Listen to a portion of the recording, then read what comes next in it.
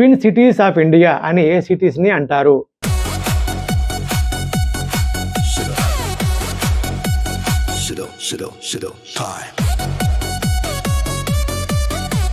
హైదరాబాద్, సికింద్రాబాద్ అని అంటారు. పూర్వం పల్లెటూళ్ళల్లో ఒకదాన్ని మధురకాయ అనేవాళ్ళు, దాన్ని ఇప్పుడు మనం ఏమంటున్నామో తెలుసా?